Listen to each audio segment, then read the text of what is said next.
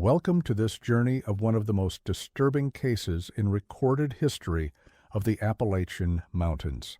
Before we begin, I invite you to leave a comment about where you're watching from and the exact time you heard this story. We're interested in knowing where and at what times of day or night these documented accounts arrive. The year was 1898, and the remote hollows of McDowell County, West Virginia, remained largely untouched by the Industrial Revolution sweeping through the eastern seaboard. Nestled between the ridges of the Cumberland Mountains, the isolated communities lived much as their ancestors had for generations. It was here, in these mist-covered hills, that locals first began to speak of the peculiar dwelling that would later be known as the Stump House. The records from the McDowell County Clerk's office show that the property, approximately 17 acres of dense woodland along Tug Fork, was purchased by a Thomas Elwood in the spring of 1891. Elwood, according to passenger manifests from the Norfolk and Western Railway, had arrived from Pennsylvania with little more than 3 trunks and what was described as mechanical equipment of indeterminate purpose. The tall, gaunt man kept to himself, and neighbors would later report to local authorities that they rarely saw him venture into the nearby settlement of Iager for supplies. What made Elwood's presence unusual was not merely his reclusiveness — the mountains had long attracted those seeking solitude — but rather the strange sounds that began to emanate from his property within months of his arrival. Several accounts in the Welch Daily News described distant mechanical whirring that would sometimes continue through the night. The sounds were particularly troubling to local hunters, who noted that game had grown scarce in the vicinity of Elwood's land. According to ledgers from Haggerty's General Store in Iager, Elwood's purchases were peculiar as well. The proprietor's records indicate regular acquisition of chemicals typically used in tanning and preservation, large quantities of salt, unusual metal fixtures, and specialized tools that seemed excessive for a man living alone. The records also show that he ordered several large barrels of coal tar through a merchant in Charleston, a substance commonly used for waterproofing at the time. Most curious were his repeated orders for medical textbooks and botanical journals from as far away as Boston and Philadelphia, suggesting scholarly interests far beyond those of the typical mountain resident. What truly set the local community on edge, however, was the structure Elwood began to construct in the clearing near his cabin. Diary entries from Martha Holcomb, whose family owned the adjacent property, describe watching from a distance as Elwood hollowed out an enormous oak stump, roughly 8 feet in diameter. "He works with such intensity," she wrote in the fall of 1892, "that he fails to notice when darkness falls. On moonlit nights I have observed him continuing his labor until the early hours, the lantern light casting elongated shadows through the trees." The meticulous care with which he treats the wood is unsettling, almost reverent, as though he were not merely building a structure, but preparing a sacred space. Martha's diary goes on to describe how Elwood would spend hours polishing the interior surfaces of the hollowed stump, applying layer after layer of a dark, viscous substance that she presumed to be the coal tar from his Charleston orders. "The smell is most noxious," she wrote, "carrying even to our porch on warm evenings. It reminds one of a tannery, but with undertones more medicinal than industrial." County tax assessment records from 1893 make the first official mention of the structure, describing it as a secondary dwelling of unconventional construction, partially subterranean, utilizing a natural tree foundation. The assessor noted with obvious discomfort that the dwelling presents an unwholesome appearance, being unsuited for proper habitation. A marginal note, apparently added later by a different hand, observes that the interior walls appear to have been treated with substances unknown to this assessor, creating a surface both smooth and oddly resilient to the touch. By 1894, locals had begun to avoid the trail that passed near Elwood's property. The Reverend Samuel Preston of the Methodist Church in Iager wrote in his correspondence to the bishop that several of his parishioners refused to travel after dark, claiming that the hollow near the Stump house had a stillness that swallows sound. Preston dismissed these fears as superstition, but noted that even he felt an oppressive quality to the air when passing the property on his circuit rides. "It is as though one is being observed," he wrote, "not by human eyes, but by something more diffuse, as if the forest itself had developed a malevolent awareness." Preston's letters also mention that Elwood had begun to appear occasionally at local gatherings, though he rarely spoke, and declined all invitations to attend church services. His appearance has altered, the Reverend noted in April of 1894. He has grown leaner still, his skin taking on a peculiar texture reminiscent of tanned leather. Most disturbing are his hands, which have developed calluses so thick and dark they resemble tree bark more than human flesh. The first disappearance occurred in late autumn of 1894. According to sheriff's reports, Jerome Miller, a coal prospector from Virginia, was last seen inquiring about available properties near Tug Fork. His horse returned to the livery stable in Yeager 3 days later, but Miller himself was never found. The sheriff's investigation was cursory at best. Transient men often moved on without notice in those days, but it marked the beginning of a troubling pattern. What was not included in the official report, but was later revealed in the sheriff's personal diary, was that Miller had specifically mentioned his intention to speak with the peculiar fellow in the hollow about accessing his land for a mineral survey.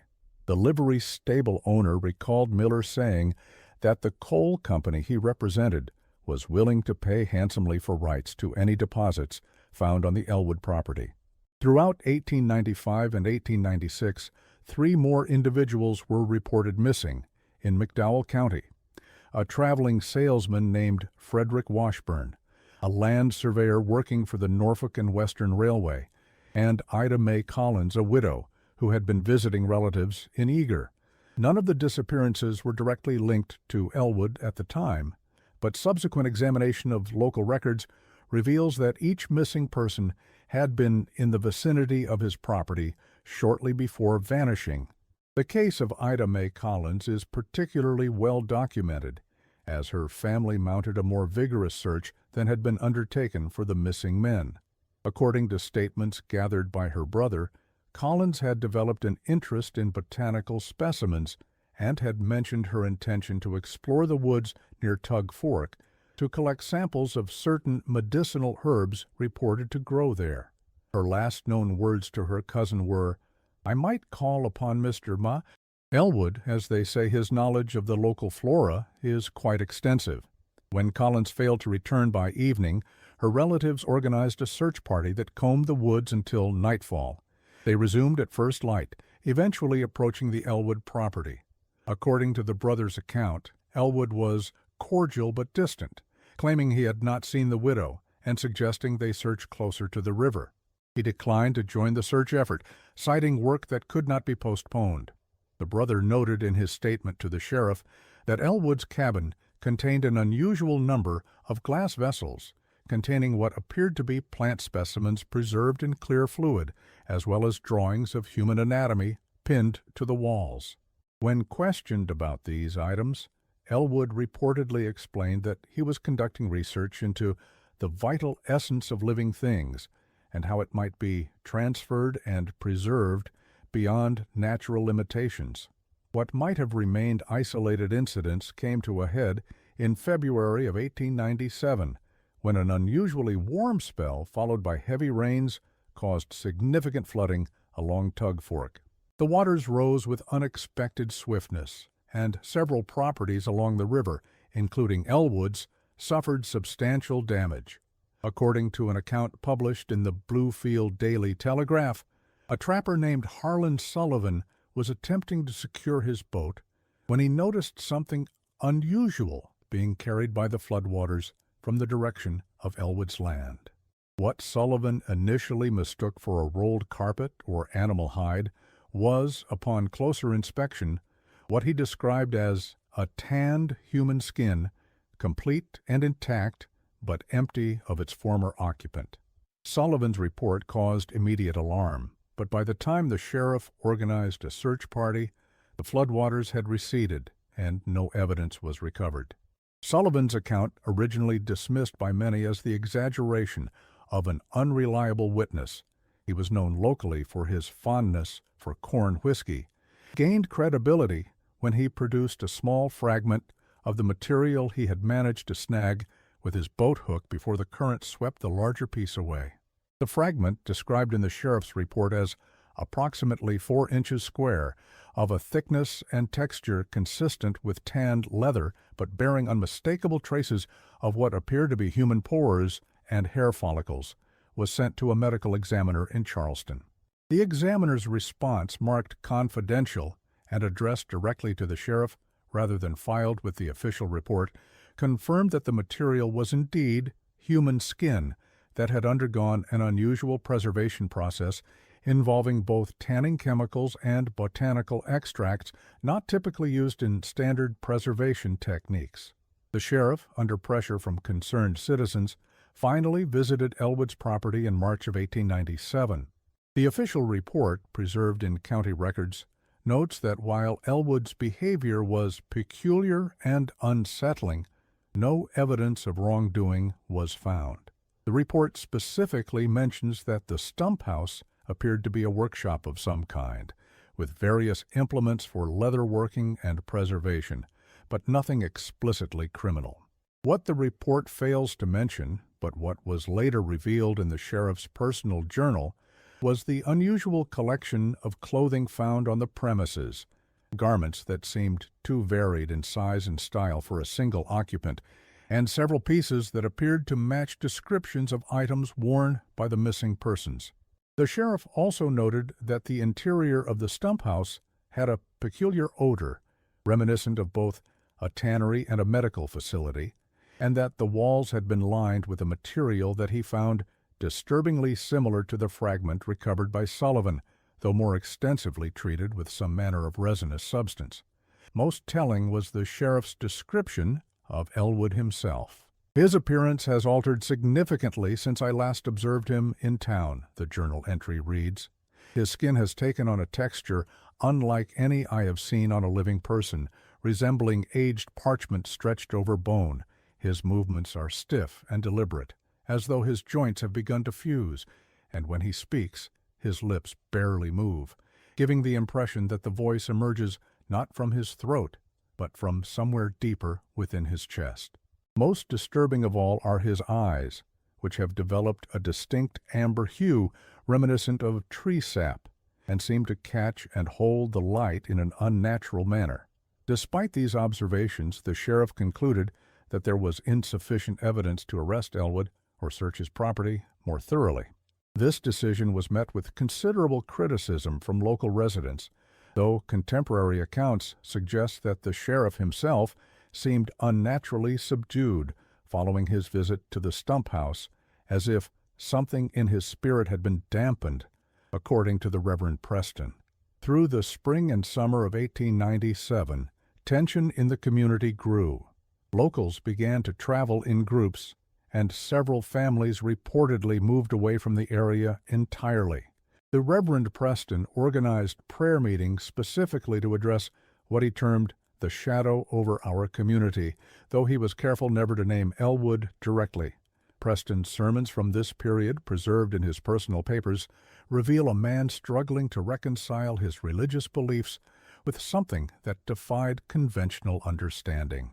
"There are older powers in these mountains," he wrote in notes for a sermon delivered in July 1897, "forces that predate our arrival and may indeed outlast our departure. The native peoples understood this and accorded these powers appropriate reverence. I fear that in our arrogance we have disturbed something that was meant to lie dormant, and that the consequences of this disturbance are only beginning to manifest." In September of that year, a hunting party from neighboring Wyoming County, unfamiliar with local concerns, camped near Elwood's property. According to their subsequent statements to authorities, they were awakened in the night by a sound like leather being stretched over wood. When they investigated, they observed a light moving within the Stump house and claimed to have seen Elwood emerging briefly, carrying what appeared to be a long bundle wrapped in oilcloth. The hunter's statement, more detailed than was reported in the local newspaper, described Elwood moving with a peculiar swaying gait, almost as if his limbs were not fully under his control. They observed him carrying the bundle to a freshly dug pit some 50 yards from the Stump house, where he spent approximately 20 minutes before returning to the structure. The hunters, unnerved by the scene and by what one described as a palpable aura of wrongness that seemed to emanate from both the man and his dwelling, broke camp before dawn and reported their observations upon reaching Yeager.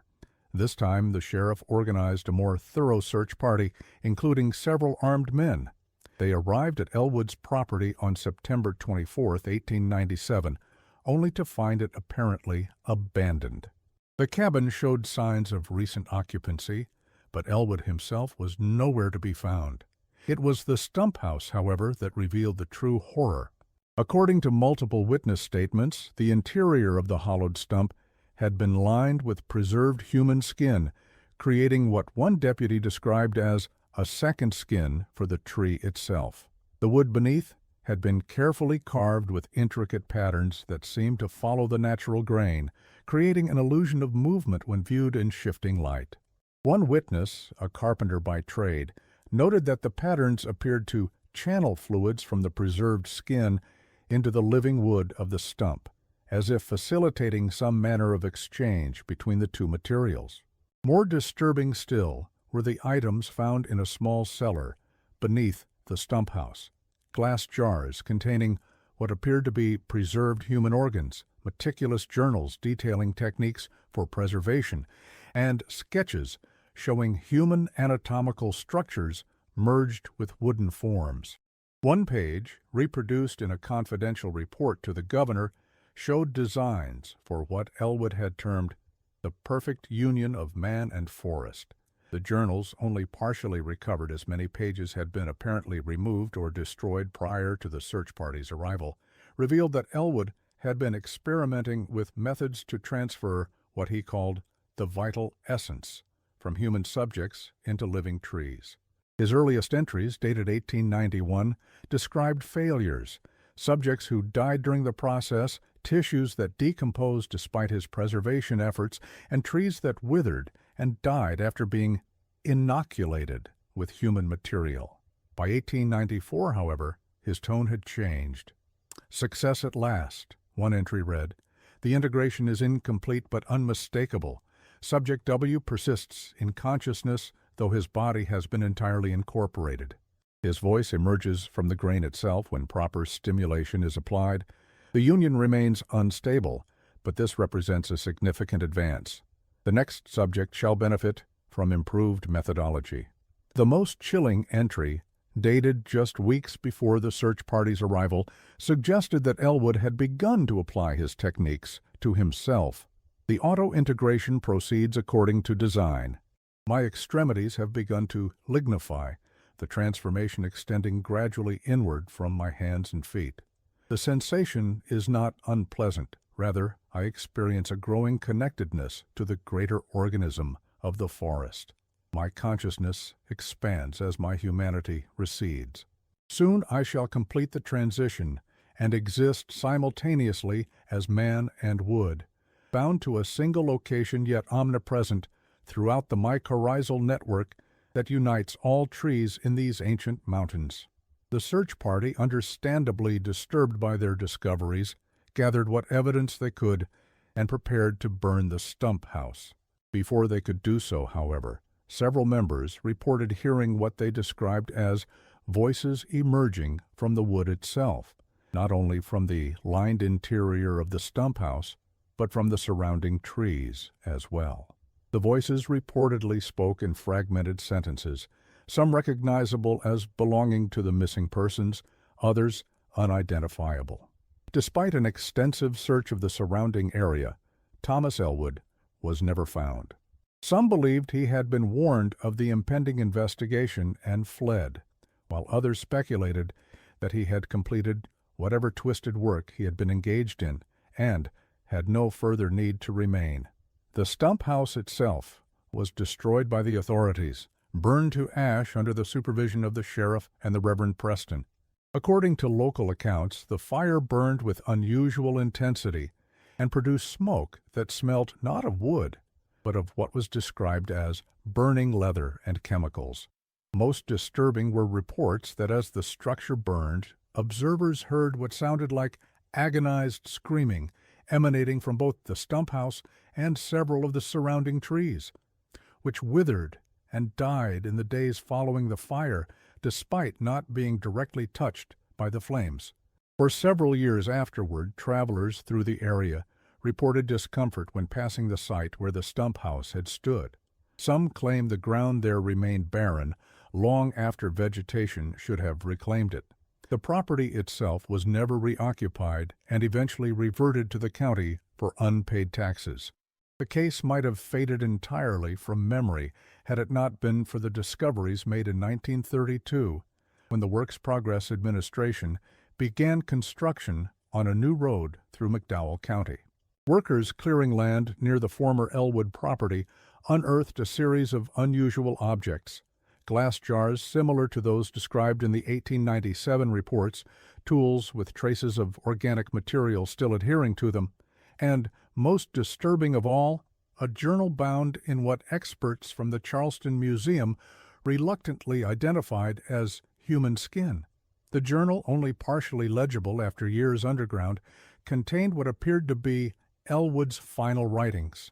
According to scholars who examined it briefly before it was sealed by order of the county judge, Elwood had come to believe that he could create a new form of existence by merging human and plant material. His writings spoke of vessels that would house consciousness indefinitely and the perfect symbiosis of flesh and wood. Dr.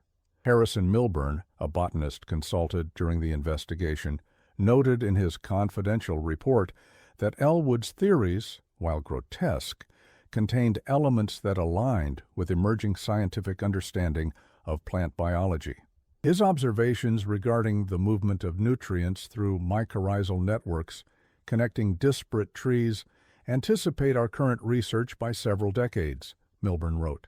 Similarly, his techniques for grafting living tissue across species boundaries, while employed for horrific purposes, demonstrate a sophisticated understanding of cellular compatibility that exceeds what was known to botanical science in the 1890s. Milburn went on to suggest that Elwood might have discovered naturally occurring compounds in the Appalachian forests that facilitated the integration of animal and plant tissues, compounds previously unknown to Western science, but possibly familiar to indigenous practitioners of traditional medicine. The molecular structures he describes, Milburn noted, bear striking similarities to certain fungal derivatives currently being studied for their regenerative properties. The question that haunts me is not whether Elwood's experiments could have succeeded. Given what we now know about cellular biology, I believe they could have, but rather what became of the consciousness he claimed to have transferred into the living wood. The most troubling passage, quoted in a sealed affidavit by Dr. Lawrence Harding of West Virginia University, suggested that Elwood had ultimately turned his experiments on himself. The final transformation approaches, the journal reportedly stated. I shall shed this imperfect form and take my place within the living wood, where I shall observe the passing of centuries with patience unknown to mortal men. The journal's final pages described in clinical detail the process by which Elwood planned to transfer his own consciousness into a network of trees surrounding the Stump house. Unlike his previous subjects, who had been integrated into single trees, Elwood intended to distribute his awareness throughout an entire grove, creating what he termed a diffuse yet unified consciousness spanning multiple organisms. The last coherent entry, dated September 22, 1897, just 2 days before the sheriff's search party arrived, read simply, "The preparations are complete. Tonight, I transcend." Following these discoveries, official records become conspicuously silent on the matter. A brief notation in WPA administrative files indicates that all materials related to the findings were transferred to federal authorities, but no further documentation exists in publicly accessible archives. However, an oral history project conducted by the West Virginia Folklore Society in the 1950s recorded the testimony of Jacob Harmon, who had been a young laborer on the WPA road crew in 1932. According to Harmon, the workers were instructed to avoid disturbing a certain grove of ancient oak trees near where they had discovered the buried items. "The foreman told us them trees was special," Harmon recalled, "said they was part of some government study and wasn't to be touched. But there was something wrong about them trees. They grew in too perfect a circle, for one thing, and sometimes, when you was working nearby, you'd get the feeling they was watching you. More than once I heard what sounded like whispering coming from them trees, even when there wasn't no wind blowing." Harmon also reported that shortly after the discovery of Elwood's journal, a group of men arrived from Washington, D.C., established a temporary camp near the grove, and spent several weeks conducting what appeared to be scientific tests. They took samples of everything, he said, bark, leaves, soil, even the air around them trees. They had equipment I'd never seen before, and they talked in words too big for a simple man like me to understand. But I remember one thing clear as day. One of them scientists, after taking readings with some kind of meter, turned to his colleague and said, "It's still active. After all this time, it's still active." And the way he said it, I never heard a man sound so scared and excited all at once. In 1952, a history professor from Marshall College named Dr. Eleanor Whitaker began researching folk tales from southern West Virginia and stumbled upon mentions of the Stump House. Her initial academic paper on the subject was rejected by several journals, and according to her colleagues, she was visited by government officials who requested all her research materials. Shortly thereafter, Dr. Whitaker abandoned her project entirely and refused to discuss it further. One of Whitaker's graduate students, however, recorded in his private correspondence that before abandoning her research, the professor had confided in him regarding certain discoveries that had profoundly disturbed her. She found patterns, he wrote to a fellow researcher, not just in the Elwood case, but in similar incidents throughout the Appalachian region, spanning more than a century. In each case, someone with unusual scientific or medical knowledge established residence in an isolated area, conducted experiments involving human subjects and living trees, and eventually disappeared. And in each case, the authorities went to extraordinary lengths to expunge all record of what had occurred. The student further claimed that Whitaker had managed to interview an elderly woman who had been a young adult in McDowell County during the 1890s and who claimed to have encountered Elwood shortly before his disappearance. According to this account, the woman was gathering herbs when she came upon Elwood standing motionless in a clearing.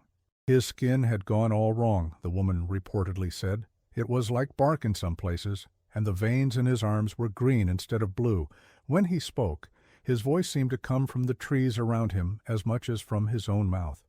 He told me the forest was awakening, that it had been dormant for centuries but was now stirring back to consciousness. He said soon it would remember what it had once been, and then it would be hungry again." The case resurfaced briefly in 1968, when construction workers expanding Route 52 near the original site reported finding unusual root structures that appeared to have grown around decomposed human remains. According to a single newspaper article in the Welch Daily News, which was never followed up, forensic analysis suggested the remains had been there for many decades and showed evidence of unusual chemical preservation. The article was retracted in the following day's edition with an explanation that the initial report had been erroneous. County records show that the construction was briefly halted, then resumed along a slightly altered route. No further official mention of the findings exists. A construction worker involved in the project later claimed in a recorded interview with a folklore researcher that the remains found were not merely preserved, but showed signs of active integration with the surrounding root systems. "It wasn't like the roots had just grown around the body," he said. "It was like they'd grown into it, and it had grown into them. The medical examiner who came out to the site, I heard him say he couldn't tell where the human tissue ended and the plant tissue began. And the worst part was some of the tissue was still living. Not the human part, mind you. At least I pray to God it wasn't. But the integrated part, where the two had become something else entirely. What makes the case of Thomas Elwood and the Stump House particularly disturbing is not merely the apparent horrors he inflicted on his victims, but the suggestion that his work was part of a larger pattern.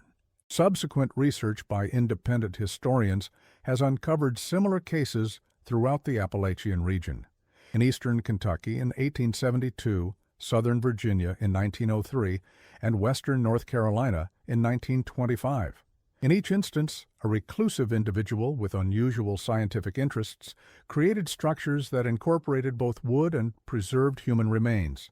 In each case, investigations were abruptly terminated, records were sealed or destroyed, and sites were razed, often by fire. The pattern suggests not isolated incidents of madness, but something more systematic, perhaps even a shared philosophy or methodology passed between practitioners. Dr. Samuel Winthrop, a cultural anthropologist specializing in Appalachian folklore, has suggested that these cases may represent the persistence of pre-Columbian practices among isolated communities in the region. The indigenous peoples of the eastern woodlands had complex relationships with the forest, Winthrop noted in a controversial paper published in the Journal of American Folklore. Some traditions held that the trees were not merely living things, but conscious entities capable of communication and even mobility under certain circumstances. Various rituals existed for communicating with these entities, some involving the symbolic, or in some cases, literal, merging of human and arboreal elements. Winthrop went on to speculate that European settlers in isolated regions might have adopted and modified such practices, particularly those settlers with medical or scientific backgrounds who recognized parallels between indigenous knowledge and emerging Western theories regarding the nature of consciousness and its relationship to physical form. The Stump House case, he wrote, may represent not an aberration, but the rediscovery of ancient knowledge filtered through the lens of 19th century scientific materialism, a dangerous combination that produced results both physically tangible and metaphysically disturbing. The last known official reference to the Stump House case appears in a 1961 internal memo from the Department of the Interior regarding historical sites in West Virginia.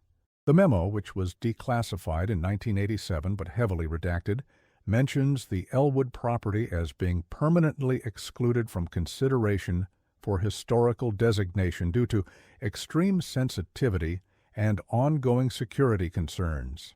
What these security concerns might entail becomes clearer when considering the testimony of Dr.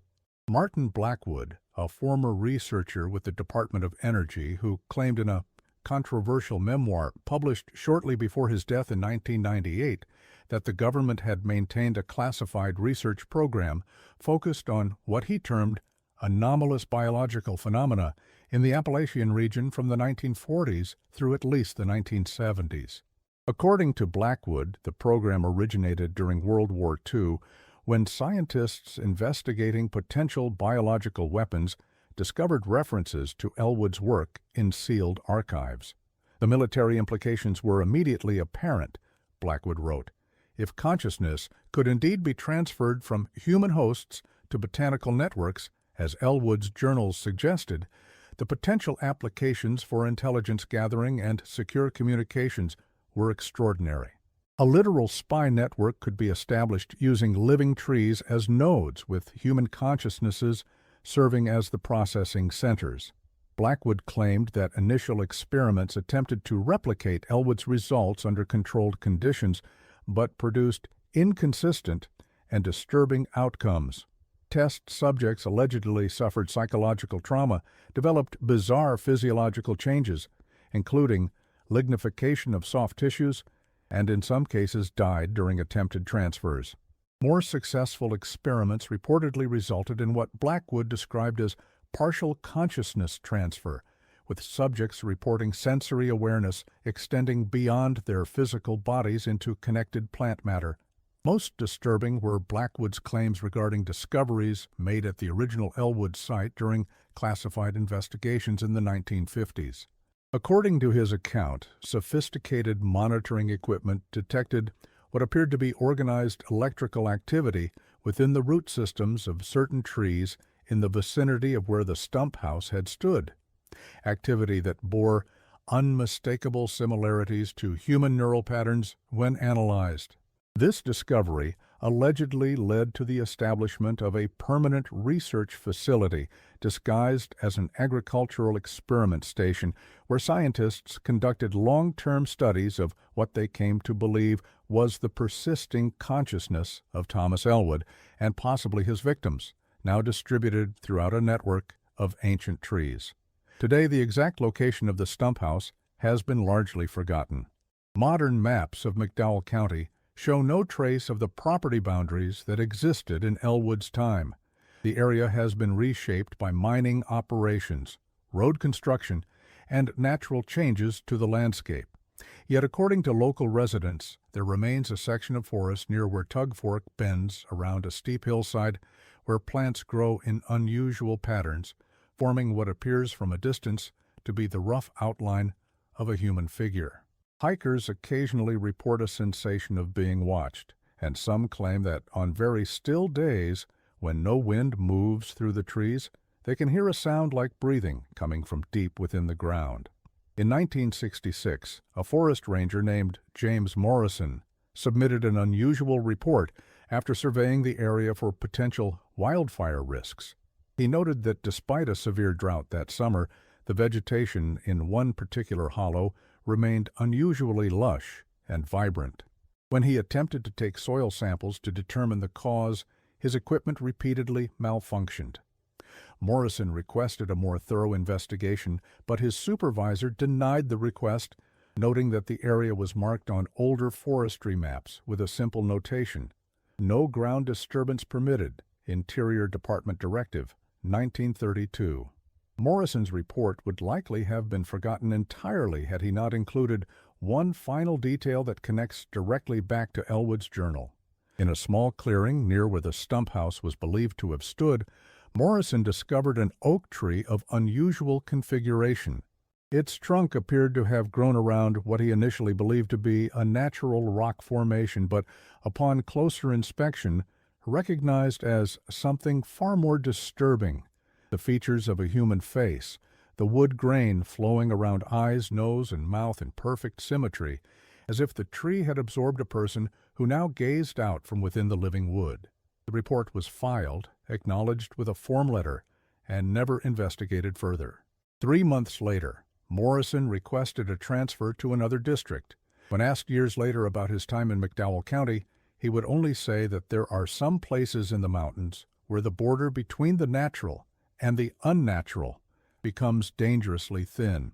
In a recorded oral history collected by the Appalachian Cultural Heritage Project in 1983, Morrison elaborated slightly on his experiences. The face wasn't the only thing, he said. There were other trees with irregularities, knots that looked like hands reaching out from inside the trunk, bark patterns that resembled text in a language I couldn't read, and the sounds. I spent 27 years in the Forest Service, and I've never heard trees make sounds like those, not creaking or groaning from wind or weight.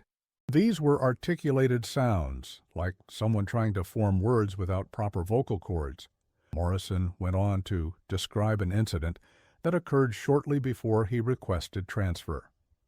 I was marking trees for a controlled burn, well away from the restricted area, mind you, when I heard what sounded like my name being called. Not loudly, more like a whisper, but clear as day. I looked around, saw no one. Then I heard it again, and I realized it was coming from a stand of old oak trees about 50 yards away.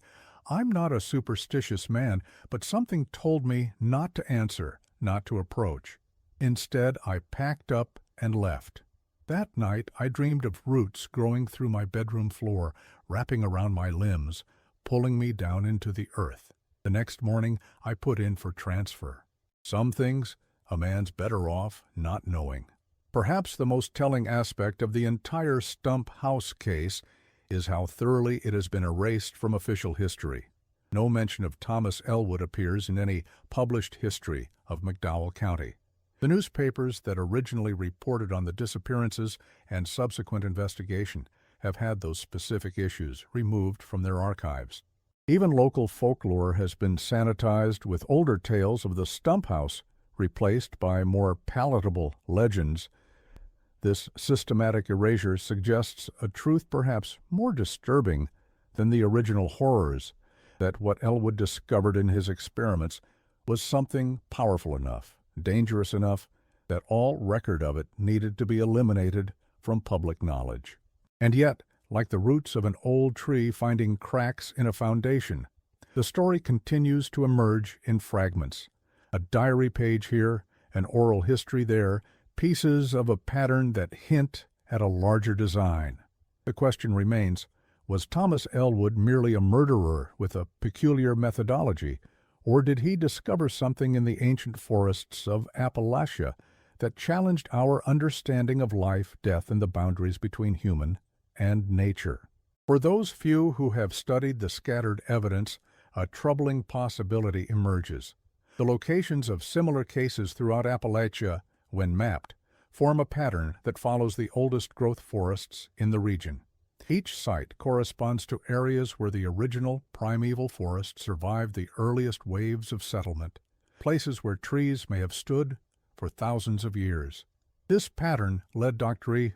Whitaker, before her research was suppressed, to theorize that what Elwood and others like him had discovered was not a new technique, but an ancient one, a knowledge perhaps as old as the mountains themselves, preserved by isolated practitioners through generations.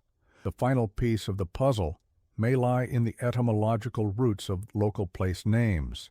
Several hollows and ridges near the Elwood property bear names derived from Native American languages, specifically Cherokee and Shawnee. When translated by linguists, these names contain references to concepts that might be rendered in English as the speaking trees, the forest that watches, and most tellingly, the place where men become wood. These translations suggest that the phenomenon Elwood investigated was known to the indigenous inhabitants long before European settlement. Some anthropologists have pointed to obscure ceremonies practiced by certain Shawnee medicine societies that involved the ritualistic feeding of specific trees with offerings that included blood and flesh, though such practices were apparently abandoned or driven underground following European contact. Archaeological excavations conducted in the region during the 1970s uncovered evidence that might corroborate these theories. At several sites dating to the pre-Columbian period, researchers discovered unusual burial patterns in which human remains had been interred in direct contact with the root systems of what would have been living trees at the time of burial. More disturbing were findings at a site near present-day Bluefield, where anthropologists uncovered what appeared to be a ceremonial chamber constructed within the hollowed trunk of a massive, ancient oak. The chamber, carbon dated to approximately 1200 CE, contained traces of human blood and tissue embedded in the wood itself, along with stone implements apparently designed for precise cutting and grafting of organic materials. According to the classified report, later leaked to researchers, microscopic analysis revealed that the human tissue had partially integrated with the wood, forming a composite material with properties of both, but fully identifiable as neither. Whatever the truth behind the Stump House and Thomas Elwood's experiments, one fact remains clear.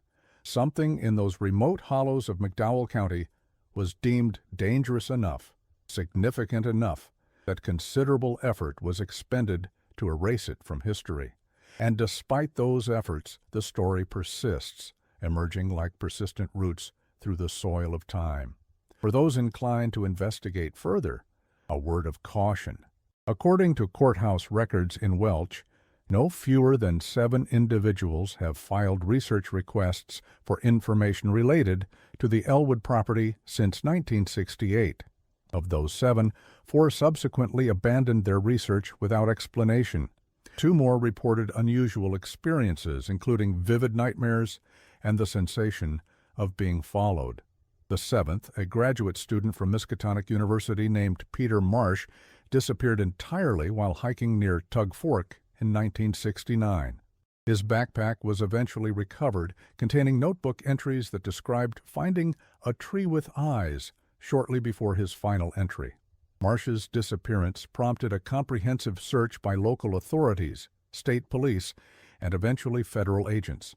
According to sealed reports obtained through Freedom of Information Act requests, the search was abruptly terminated after 5 days when investigators discovered what was described only as anomalous biological material near where Marsh's backpack had been found. All personnel involved in the search were reportedly required to sign non-disclosure agreements, and the case was officially attributed to a hiking accident, despite no body ever being recovered. One of the search team members, speaking anonymously to a researcher in 1998, claimed that what they had found was a section of forest where the trees had somehow formed a structure resembling a human shelter, not through human construction, but through apparently deliberate growth patterns. It was like the trees had grown together to create walls and a roof, the source said. But the inside, that's what I still have nightmares about. The inner surfaces were covered with what looked like human skin that had somehow become part of the wood, and carved into that skin-wood hybrid were symbols, hundreds of them, arranged in patterns that seemed to pulse and shift if you looked at them too long. The federal guys told us it was just unusual fungal growth and optical illusions from stress and fatigue, but I know what I saw, and I know why they shut down that search and sealed those records. Today, the forests of McDowell County appear much like any other in Appalachia. The scars of mining operations have largely healed, and nature has reclaimed much of what was once cleared for settlement. Hikers and hunters traverse the same ridges where Thomas Elwood once walked, unaware of what may still lie dormant beneath the soil or within the living wood that surrounds them. Perhaps it is better that the story remains obscure, a footnote in dusty archives and half-remembered local tales.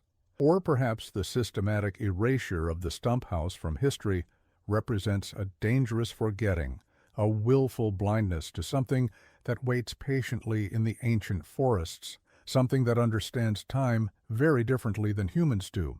For as Elwood wrote in the final pages of his journal, according to those who glimpsed it before it was sealed away, the trees do not forget, they do not forgive, they simply wait, their patience measured not in years, but in centuries, and when they finally move, no one remains to record what follows.